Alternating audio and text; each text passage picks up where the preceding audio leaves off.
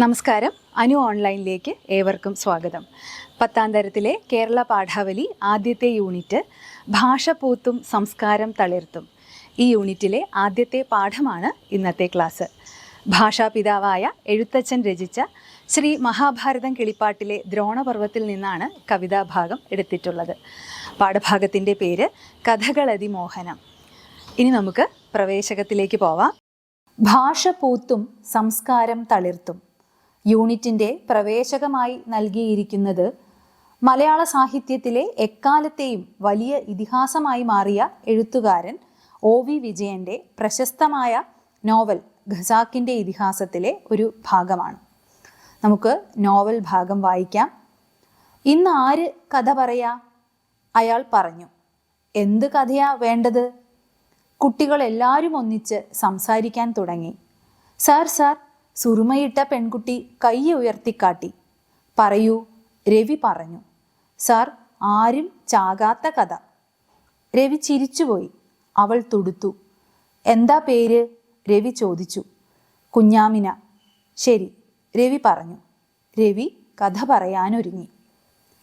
കഥ മാത്രമല്ല, എല്ലാം വൈകാരികമായി അവതരിപ്പിക്കാൻ ഭാഷ വേണം, മാതൃഭാഷ വേണം. ചർച്ച ചെയ്യുക. കഥ കേൾക്കാൻ ഇഷ്ടമില്ലാത്തവരായി ആരുമില്ല. മനുഷ്യൻ്റെ കഥ എന്നാൽ മനുഷ്യൻ്റെ ജീവിതം തന്നെയാണ്. ഈ ജീവിതം ആവിഷ്കരിക്കാൻ ഭാഷ വേണം, അതായത് മാതൃഭാഷ തന്നെ വേണം. ഓരോ ജനസമൂഹവും ചുറ്റുപാടിൽ നിന്ന് നേടിയെടുക്കുന്ന മാതൃഭാഷയിലൂടെയാണ് ജീവിതാവിഷ്കാരം നിർവഹിക്കുന്നത്. അതിനാൽ ജീവിതത്തെ അർത്ഥപൂർണമാക്കുന്നതിൽ മാതൃഭാഷയ്ക്ക് പ്രത്യേക സ്ഥാനമുണ്ട് എന്നർത്ഥം. മാതൃഭാഷ സമ്പന്നമാകുമ്പോഴാണ് നമ്മുടെ സംസ്കാരവും പുഷ്ടിപ്പെടുന്നത്. ജീവിതം തന്നെ കഥയാണ്. നന്മകളും നേരുകളും തിരിച്ചറിവുകളും നിറഞ്ഞ ജീവിത കഥയാണ് ഓരോ മനുഷ്യൻ്റെയും. ഈ ജീവിത കഥയെ ആവിഷ്കരിക്കാനാണ് മാതൃഭാഷ വേണ്ടത്. ഖസാക്കിലെ രവി കുട്ടികളോട് പറയുന്ന കഥയിൽ മാനവികതയുടെ വലിയ പാഠമുണ്ട്. കുഞ്ഞാമിന കേൾക്കാൻ ആഗ്രഹിക്കുന്നത് ആരും ചാകാത്ത കഥയാണ്. കുഞ്ഞാമിനയുടെ കുരുന്നു മനസ്സിലെ മോഹം നമുക്കും തിരിച്ചറിവിൻ്റെ വഴിയിലെ വെളിച്ചമാകണം. സമാധാനവും ശാന്തിയും പുലരുന്ന ലോകത്തെക്കുറിച്ചുള്ള കാഴ്ചപ്പാടാണത്. രവി കഥ പറയാൻ ഒരുങ്ങി എന്നതുപോലെയുള്ള വാക്യങ്ങൾ ശ്രദ്ധിക്കൂ. കഥയെ കൂടുതൽ അത് ദൃശ്യവൽക്കരിക്കുന്നുണ്ട്. അതായത് കാണാത്ത കാര്യങ്ങൾ ദൃശ്യവൽക്കരിക്കാനും മാതൃഭാഷ വേണമെന്നർത്ഥം. കഥയിൽ പോലും മരണമില്ലാതിരിക്കണം എന്ന ആവശ്യം കുട്ടികളുടെ നിഷ്കളങ്കമായ മനസ്സിലെ നന്മയാണ്. ഒരു പക്ഷേ മനസ്സിലെ ഭയമായിരിക്കാം, മരണമില്ലാത്ത ലോകത്തെക്കുറിച്ചുള്ള പ്രതീക്ഷകളായിരിക്കാം. മരണമില്ലാത്ത കഥകൾ വഴി ജീവിതത്തിൻ്റെ സന്തോഷം, പ്രതീക്ഷ, സൃഷ്ടിപരത എന്നിവ ഊന്നിപ്പറയുന്നതിന് കഥയ്ക്കുള്ള സാധ്യതയും ഇവിടെ വ്യക്തമാക്കുന്നുണ്ട്. കവിത തുടങ്ങുന്നതിന് മുമ്പായി ഒരു ലിങ്ക് നൽകിയിട്ടുണ്ട്, അത് വായിച്ചു നോക്കാം. കഥ പറയുമ്പോൾ കിളിയുടെ കണ്ണിൽ 100 വർണ്ണങ്ങൾ, ഭാഷയുടെ ചിറകിലും. എഴുത്തച്ഛൻ്റെ കിളിപ്പാട്ടിലെ പൈങ്കിളിയെയാണ് ഇവിടെ സൂചിപ്പിക്കുന്നത്. കിളിപ്പാട്ടിൽ കഥകൾ പറയുന്ന കിളിയുടെ കണ്ണിൽ ആ ജീവിതവർണ്ണങ്ങളുടെ തിരമാറ്റം കാണാനാകും. യഥാർത്ഥത്തിൽ കാണാത്തതിനെ കാണിച്ചു തരാനാണ് ഭാഷയിലൂടെ ശ്രമിക്കുന്നത്. വ്യത്യസ്തമായ മനുഷ്യാനുഭവങ്ങളാണ് മഹാഭാരതം എന്ന ഇതിഹാസത്തിൽ നമുക്ക് കാണാനാവുക. അത് വ്യത്യസ്തമായ കഥകളായി മാറുന്നു. അത്തരം കഥകൾ പറയുമ്പോൾ ഭാഷയുടെ വളർച്ചയും ചിറകുവിടർത്തുന്നു. എണ്ണിയാൽ തീരാത്ത അനുഭവങ്ങൾ കഥകളാകുമ്പോൾ പറന്നുയരുന്ന ഭാഷയുടെ ചിറകിൽ 100 വർണ്ണങ്ങൾ വിരിയുന്നു. ഇതാണ് ഈ വരികളിലെ ആശയം. ഇനി നമുക്ക് കവിയെ പരിചയപ്പെടാം. തുഞ്ചത്ത് രാമാനുജൻ എഴുത്തച്ഛൻ. അദ്ദേഹം പ്രാചീന കവിത്രയത്തിലെ ഒരാളാണ്. കുഞ്ചൻ, തുഞ്ചൻ, ചെറുശ്ശേരി ഇവരാണ് പ്രാചീന കവിത്രയം എന്നറിയപ്പെടുന്നത്. അതിലെ ഭക്തകവിയാണ് എഴുത്തച്ഛൻ. മലപ്പുറം ജില്ലയിലെ തിരൂരിലെ തൃക്കണ്ടിയൂർ ശിവക്ഷേത്രത്തിനടുത്തുള്ള തുഞ്ചൻ പറമ്പാണ് അദ്ദേഹത്തിൻ്റെ ജന്മസ്ഥലം. 15ാം നൂറ്റാണ്ടിനും 16ാം നൂറ്റാണ്ടിനും ഇടയിലാണ് അദ്ദേഹത്തിൻ്റെ കാലഘട്ടം എന്ന് കരുതപ്പെടുന്നു. ആധുനിക മലയാള ഭാഷയുടെ പിതാവ് എന്നും അദ്ദേഹം അറിയപ്പെടുന്നു. എഴുത്തച്ഛനാണ് 30 അക്ഷരങ്ങളുള്ള വട്ടെഴുത്തിനു പകരം 51 അക്ഷരങ്ങളുള്ള മലയാള ലിപി പ്രയോഗത്തിൽ വരുത്തിയതെന്ന് കരുതുന്നു. മലയാള ഭാഷയ്ക്ക് അനുയോജ്യമായ അക്ഷരമാല ഉപയോഗിച്ചതിലൂടെ സാമാന്യ ജനത്തിന് എളുപ്പം സ്വീകരിക്കാവുന്ന രീതിയിൽ ഇതിഹാസങ്ങളുടെ അർത്ഥം വർണ്ണിച്ച് ഭാഷാ കവിതകൾക്ക് ജനഹൃദയങ്ങളിൽ ഇടം വരുത്തുവാൻ എഴുത്തച്ഛന് സാധ്യമായി. അതുകൊണ്ടാണ് അദ്ദേഹം മലയാള ഭാഷയുടെ പിതാവ് എന്ന് അറിയപ്പെടുന്നത്. കിളിപ്പാട്ട് പ്രസ്ഥാനത്തിൻ്റെ ഉപജ്ഞാതാവ് കൂടിയാണ് അദ്ദേഹം. കവിയുടെ അഭ്യർത്ഥന മാനിച്ച് കിളി ചൊല്ലുന്ന രീതിയിലുള്ള അവതരണ ശൈലിയെയാണ് കിളിപ്പാട്ടുകൾ എന്ന് പറയുന്നത്. ശാരിക പൈതലിനെ വിളിച്ചു വരുത്തി ഭഗവത് കഥകൾ പറയാൻ ആവശ്യപ്പെടുന്ന ഒരു രചനാരീതിയാണിത്. അദ്ദേഹം രചിച്ച പ്രധാന കൃതികൾ ഏതൊക്കെയാണെന്ന് നോക്കാം. അധ്യാത്മരാമായണം കിളിപ്പാട്ട്, മഹാഭാരതം കിളിപ്പാട്ട്. ഈ 2 കൃതികളാണ് എഴുത്തച്ഛൻ്റേതാണ് എന്ന് പറയപ്പെടുന്നത്. ഇതുകൂടാതെ ഹരിനാമ കീർത്തനം, ഭാഗവതം കിളിപ്പാട്ട്, ചിന്താരത്നം, ബ്രഹ്മാണ്ഡ പുരാണം, ശിവപുരാണം, ദേവീ മഹാത്മ്യം, ഉത്തര രാമായണം, കൈവല്യ നവനീതം, 24 വൃത്തം, ഈ കൃതികളും അദ്ദേഹത്തിൻ്റേതാണ് എന്ന് കരുതപ്പെടുന്നു. എഴുത്തച്ഛൻ്റെ സമാധി പാലക്കാട് ജില്ലയിലെ ചിറ്റൂർ മഠത്തിലാണ് എന്നും പറയുന്നുണ്ട്. തുഞ്ചൻ ദിനമായി ആചരിക്കുന്നത് എല്ലാ വർഷവും ഡിസംബർ 31-നാണ്. അദ്ദേഹത്തിൻ്റെ ജന്മസ്ഥലമായ തിരൂരിലെ തുഞ്ചൻ സ്മാരകത്തിൽ വെച്ചാണ് ഇത് ആചരിക്കുന്നത്. ശ്രീ മഹാഭാരതം കിളിപ്പാട്ടിലെ ദ്രോണപർവത്തിൽ നിന്നാണ് കവിതാഭാഗം എടുത്തിരിക്കുന്നത്. കാവ്യസന്ദർഭം ഏതാണെന്ന് കൂടി മനസ്സിലാക്കാം.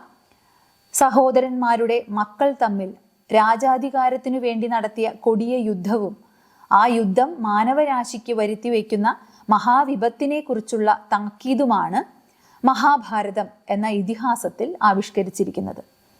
കുരുക്ഷേത്ര യുദ്ധത്തിൽ 11ാമത്തെ ദിവസം ഭീഷ്മരുടെ പതനത്തിന് ശേഷം ഏവർക്കും സമ്മതനായ ഒരു സേനാനായകൻ വേണമെന്ന ആവശ്യം ഉണർന്നു. കർണൻ ആ സ്ഥാനം ഏറ്റെടുക്കണമെന്നായിരുന്നു ദുര്യോധനന്റെ ആഗ്രഹം. പക്ഷെ കർണൻ വിനയപൂർവ്വം അത് നിരസിച്ചു. സർവഗുരുവും സർവശക്തനുമായ ദ്രോണാചാര്യർ നായകത്വം ഏറ്റെടുക്കണം എന്നതായിരുന്നു കർണന്റെ നിർദ്ദേശം. തുടർന്ന് ദ്രോണാചാര്യരെ സർവ്വസൈന്യാധിപതിയായി അഭിഷേകം ചെയ്യുന്നതാണ് പാഠസന്ദർഭം. മഹാഭാരതത്തിലെ 9ാമത്തെ പർവ്വമാണ് ദ്രോണപർവം. ഇനി നമുക്ക് കവിതയുടെ ആശയം മനസ്സിലാക്കാം. പഞ്ചവർണ്ണക്കിളി പെൺകിടാവേ തെളിഞ്ഞെഞ്ചെവി രണ്ടും കുളിർക്കപ്പറക നീ, നെഞ്ചം തെളിഞ്ഞ് കുറുക്കി കൊഴുത്ത പാൽ പഞ്ചതാരപ്പൊടി കൂട്ടിക്കുഴമ്പാക്കി, നല്ല കദളിപ്പഴങ്ങൾ തിരഞ്ഞു ഞാൻ മെല്ലെ തിരുമ്മിയുടച്ചു തേനും വീഴ്ത്തി, വെല്ലവും ശർക്കരയും പൊടിച്ചിട്ടതിൽ വെള്ളിത്തളികയിൽ മേളിച്ചു വെവ്വേറെ. പഞ്ചവർണ്ണക്കിളി എന്ന് പറയുന്നത് ഇവിടെ കവിതയിൽ സൂചിപ്പിച്ച പ്രകാരമുള്ള ശാരിക പൈതലിനെയാണ്. ശാരിക പൈതലിനെ സ്നേഹത്തോടെ വിളിച്ചു വരുത്തി അവൾക്കിഷ്ടമുള്ള വിഭവങ്ങൾ നൽകിയാണ് കഥ പറയാൻ ആവശ്യപ്പെടുന്നത്. തെളിഞ്ഞെഞ്ചെവി, തെളിഞ്ഞുകൊണ്ട്, മനസ്സ് തെളിഞ്ഞുകൊണ്ട് എൻ്റെ 2 ചെവിയും കുളിർക്കെ നീ കഥ പറയൂ എന്നാണ് കവി ഇവിടെ പറയുന്നത്. ഇത്തരത്തിൽ കവി അപേക്ഷിക്കുന്നതിലൂടെ തൻ്റെ മാത്രമല്ല മാനവരാശിയുടെ മുഴുവൻ കാതും കരളും കുളിരണിയണമെന്ന് കവി ആഗ്രഹിക്കുന്നുണ്ട്. പഞ്ചവർണ്ണക്കിളി പെൺകിടാവിനെ സന്തുഷ്ടയാക്കുവാൻ കവി കാഴ്ചവെക്കുന്നത് മലയാളിയുടെ നാവിൽ എന്നും കൊതിയൂറുന്ന ചില വിഭവങ്ങളാണ്. കൊഴുത്ത പാലിൽ, സാധാരണ പാലല്ല, കാച്ചിക്കുറുക്കിയ പാലാണത്. കൊഴുത്ത പാലിൽ പഞ്ചതാരപ്പൊടി, പഞ്ചസാരപ്പൊടി എന്നാണ് അവിടെ അർത്ഥമാക്കേണ്ടത്. അതെല്ലാം കൂട്ടി കുഴമ്പാക്കി നല്ല കദളിപ്പഴങ്ങൾ അതിൽ തിരുമ്മിയുടച്ച് തേനും വീഴ്ത്തി ശർക്കരയും പൊടിച്ചിട്ട് വെള്ളിത്തളികയിൽ മേളിക്കുക, ഒരുമിച്ച് വെച്ചിട്ടുണ്ട് എന്നാണ് കവി പറയുന്നത്. ഇത്രയും സ്വാദിഷ്ടമായ ഭക്ഷണമാണ് ഇവിടെ കവി പൈങ്കിളിക്കായി കാഴ്ചവെക്കുന്നത്. ഭീകരമായ ഒരു യുദ്ധവർണ്ണനയ്ക്ക് മുന്നോടിയായി കവി ഇത്തരമൊരു വിഭവ വർണ്ണന നടത്തിയതിന് പിന്നിൽ ഒരു മുന്നറിയിപ്പുണ്ട്. ഇത്രയും സ്വാദിഷ്ടമായ വിഭവം സ്വീകരിച്ച് സന്തുഷ്ടമായ ജീവിതം നയിക്കേണ്ടതിനു പകരം സർവനാശത്തിന് കാരണമായ യുദ്ധമാത്സര്യങ്ങളിൽപ്പെട്ട് നശിക്കുന്ന മനുഷ്യരെ കുറിച്ചുള്ള വേവലാതി കൂടിയാണ് ഈ വരികൾക്കിടയിൽ നിന്ന് നമുക്ക് വായിച്ചെടുക്കാനാവുക. തുടർന്ന് വായിക്കാം. വെള്ളിത്തളികയിൽ മേളിച്ചു വെവ്വേറെ വെച്ചിരിക്കുന്നതെടുത്തു ഭുജിച്ചാലും ഇച്ഛയാകുന്നത് ദാഹമുണ്ടെങ്കിലോ നീലക്കരിമ്പിൻ്റെ ചാറും ഇളനീരും പാലും മധുവും കുടിച്ചാലുമാവോളം. ഇങ്ങനെ വെള്ളിത്തളികയിൽ വെച്ചിരിക്കുന്ന പഞ്ചാമൃതം, മേളിച്ച് വെച്ചിരിക്കുന്ന ആ പഞ്ചാമൃതം എടുത്ത് ഭുജിച്ചാലും, ഭുജിക്കുക, ഭക്ഷിക്കുക, ഇച്ഛയാകുന്നത്, ഇഷ്ടമുള്ളത്, ഇച്ഛ ഇഷ്ടം, ഇഷ്ടമുള്ളത് എടുത്ത് ഭക്ഷിച്ചാലും കഴിച്ചാലും, ദാഹമുണ്ടെങ്കിലോ നീലക്കരിമ്പിൻ്റെ ചാറുണ്ട്, ഇളനീരുണ്ട്, പാലുണ്ട്, മധുവുണ്ട്, മധു തേൻ, ഇതിൽ ഏത് വേണമെങ്കിലും ദാഹമകറ്റാനായി പൈങ്കിളിക്ക് കുടിക്കാം എന്നാണ്, ആവോളം ആസ്വദിക്കാം എന്ന് കവി പറയുന്നു. ഇനി തുടർന്ന് വായിക്കാം. ഭീഷ്മ സമാന നരിനിവഹത്തിനു ഭീഷ്മർ ശരശയനത്തിന്മേൽ വീണാറേ തോറ്റ സുയോധനാദികളാകിയ 100 പേരെന്തൊന്നു ചെയ്തതു ചൊല്ലു നീ. വീണ്ടും കവി കിളിയോട് ആവശ്യപ്പെടുന്നത് ഭീഷ്മരുടെ പതനം എങ്ങനെയായിരുന്നു എന്നതിനെക്കുറിച്ചാണ്.